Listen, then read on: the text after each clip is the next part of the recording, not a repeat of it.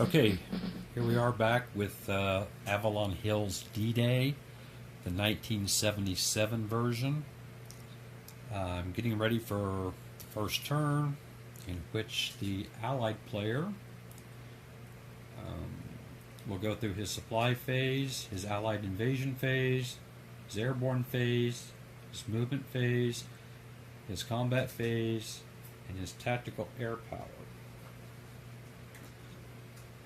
And then we'll have the German turn. Okay, so I've gone ahead and put the Allied units on the board and allocated tactical air.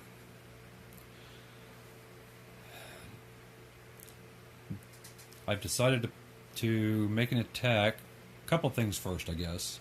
Zones of controls do not extend into or out of fortress or fortified hexes, and those are any town or city that has a red border. So you must normally attack units in your zone of control.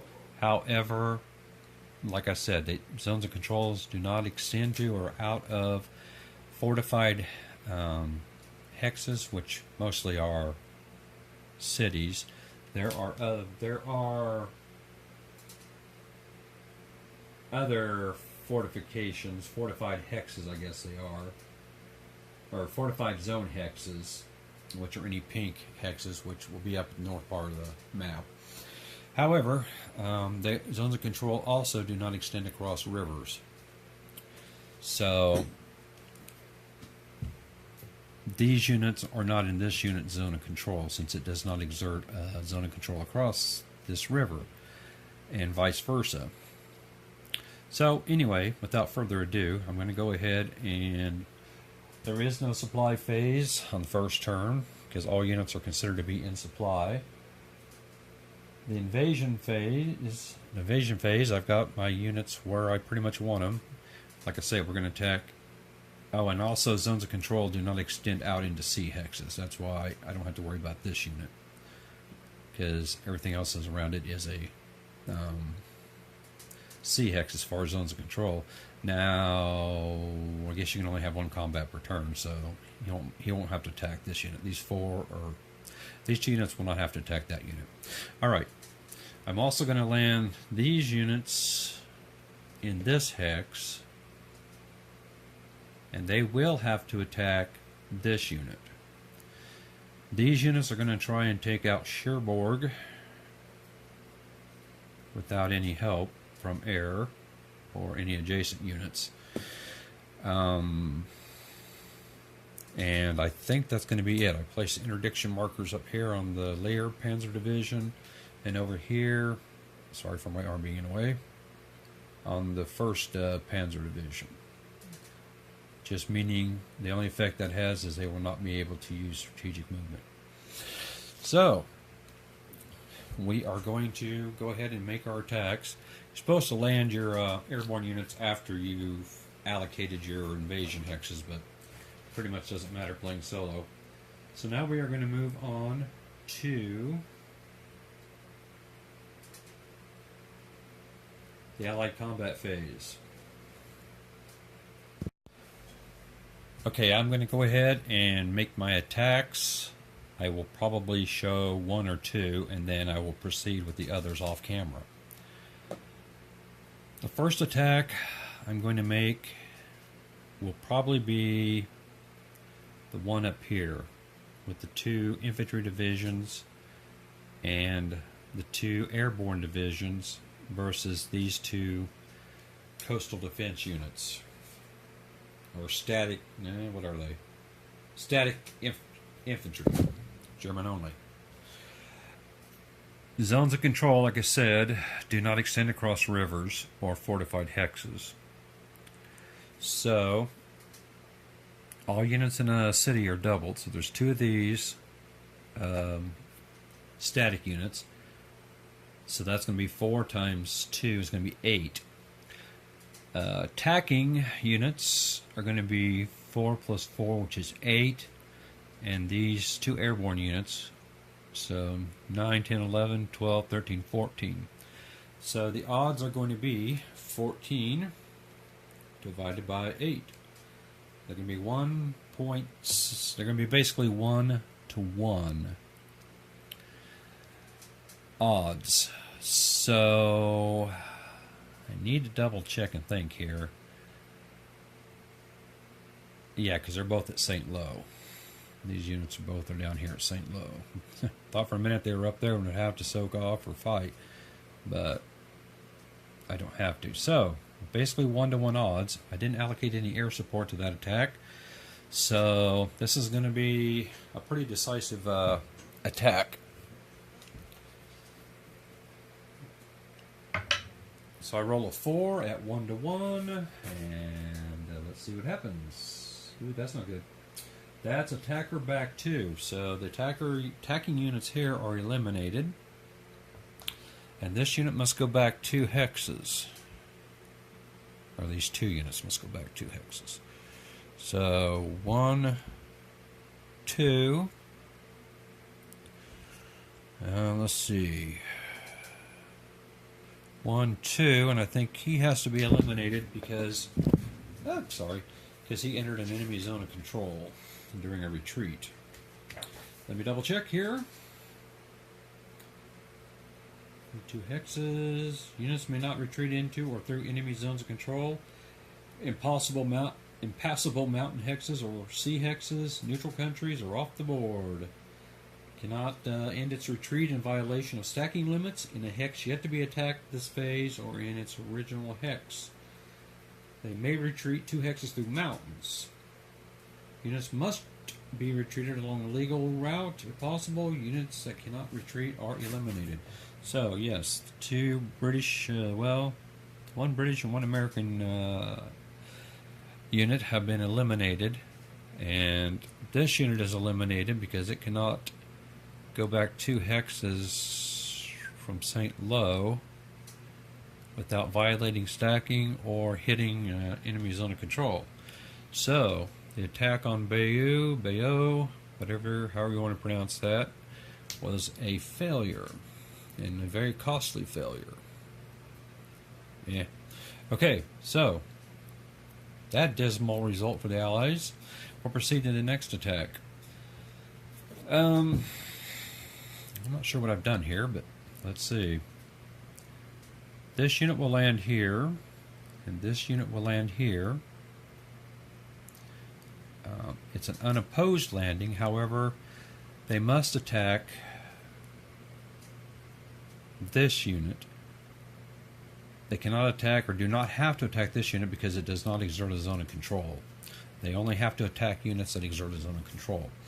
I'm going to also allocate 4 points of air power to that attack, bringing the total 8. 4 and 4, 8, plus 4 more is 12. 12 to 4 is going to be 3 to 1. So this is a pretty critical attack. So, not 4 to 1, 3 to 1. Anyway, rolled a 6 at 3 to 1. So good or bad? That is bad. No, that's good. We have a defender eliminated. So, we do get a foothold on the continent. These units have to advance. They do not have to attack again, because they can only attack once per turn. The tactical air goes away to be used again. Each turn the Allies have 6 tactical air units. Let's see. And now this attack here, this is going to be 8 to 4. It's only going to be a 2 to 1 attack. If I quit messing up my beautiful symmetric unit placement here. So that's going to be a 2 to 1 attack. I think I can count, I think I got that right. Oh, we roll a 5 at 2 to 1. Exchange. Well, that's beautiful. This unit here is double to 4, so it dies, but it also has to take a 4 strength unit with it. So we will eliminate a British unit, and we will advance the British unit into Cherbourg. And that, sorry for the big hands there, that will be the end of the Allied combat phase. Now we proceed to the German half of the turn. We first have the German isolation phase, in which we check for units which are out of supply. Units which are out of supply for 2 consecutive turns are eliminated.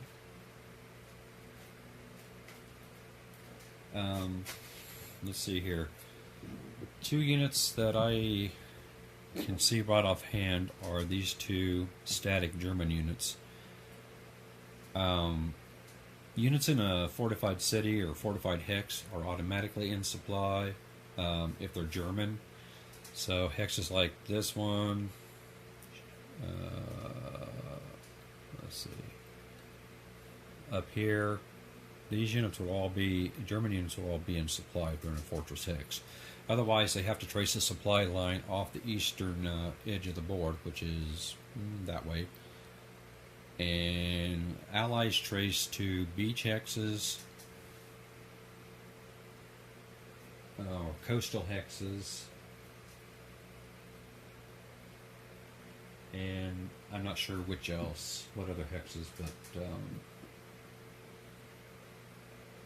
they can extend their supply lines depending upon how many headquarters they have in a supply source hex. So anyway, with that out of the way, we will go to the German movement phase. Units can use strategic movement if they are not interdicted, and they must stop upon entering enemy zones of control and so forth. So I will come back once I have performed the German movement phase. Okay, I've just finished the German movement phase. Basically, I tried to move all non-static German units towards Normandy Beach, bringing these units down. I don't know if I'm in the camera here or in frame. Bringing these units down using strategic movement behind the river line here. They will continue to move to the west as often as possible, far as possible, until they can form a line. I'm not quite sure where they're going to form a line, but we'll see. Also move these guys down from up here using some kind of a circuitous whatever path. And let's see, I move some infantry, armor down here. These units use normal movement because they were interdicted. And let's see, tried to get some units over to here to cover the Normandy beaches, but we'll probably swing them around. Depends. I don't know if you just saw what I indicated, but these units here, I moved onto the beaches behind the river here, the Orne. We're going to try and form a small defensive line here until the Allies can extend their bridgeheads, and then we'll see what kind of force they can put against us. Let's see. Down here, I moved some units up into this region to kind of try to block off the Keratin Peninsula, yeah, whatever. And then over here, let's see, I moved some other units, such as this unit, from down here up to there. We're going to continue to try to swarm the beaches as much as possible. And in the southern front, down by Marseille and stuff, I moved a few units. Well, let's see, mainly this unit from over here is going to try and go around here through this valley. And I think I moved this 343 up into here. We're going to try and reinforce that southern France zone against the second invasion. The second invasion cannot occur until turn 9. So with that, we have let's see, found my place here. We have the German combat phase, where we must attack all Allied units in our zones of control. So I will perform that, and I'll be right back. Okay, I've looked over the map board. The only place that I see that has a mandatory attack is this German unit, the 352, has to attack these two Allied units, both with their strength of 4. This unit is out of supply and would attack at 0.5. Let me double check that. They have their attack factors halved. The movement factor is 1. They cannot use strategic movement. So I guess we would have what? 4.5 to 8. I don't think that's going to make much of a difference here. Let me double check.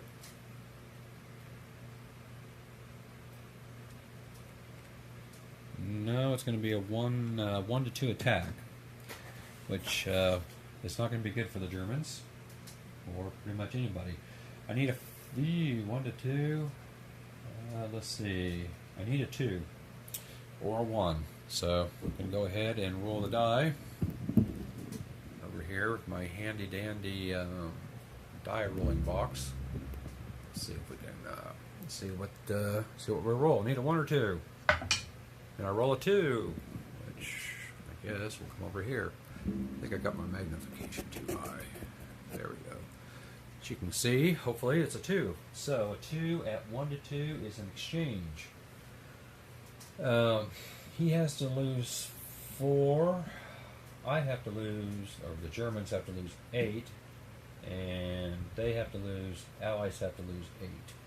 So that was, and I guess I'll come back over here so you can see what I'm talking about.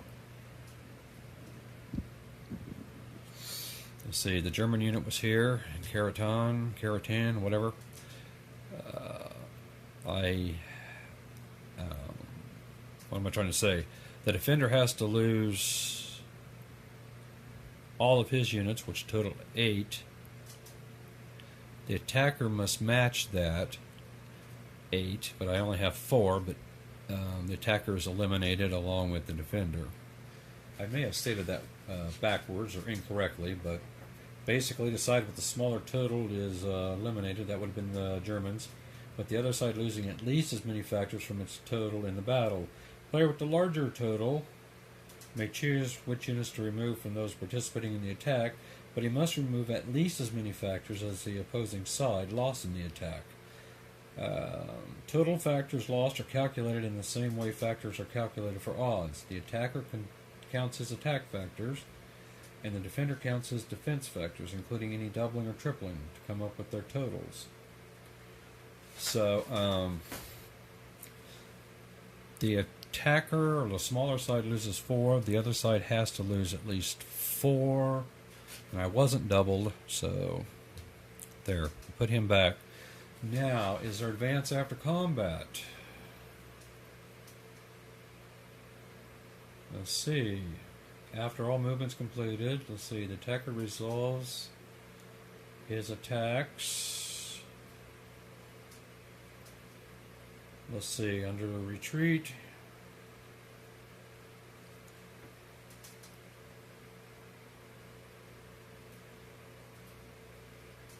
If the defending units are doubled or tripled due to terrain and the defender's hex is vacated due to combat, surviving attacking units making the attack may advance.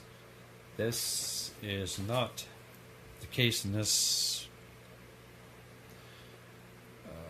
Not the case at this time because the American Allied defenders were not doubled or anything. And I don't think the defender can advance after combat. So that's pretty much it for that turn. And that, I think, pretty much wraps up turn 1. Let's see, then we have the, we check off a turn on the time record card. And then players repeat steps 5.1 through 5.3 for the remainder of the game. An Allied turn and the following German turn represent 1 week. And that's all I can say about that. So I'll probably come back with turn 2, and then I'll probably finish it up after that.